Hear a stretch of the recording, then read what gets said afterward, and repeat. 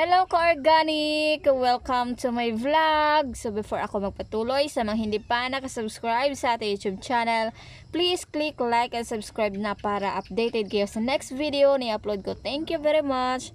So, meron akong pinatubo na mga vegetable seeds dito. Ayan. Pinatubo ko sila sa madilim na place. Ayan. So, yan. Nag-germinate na sila.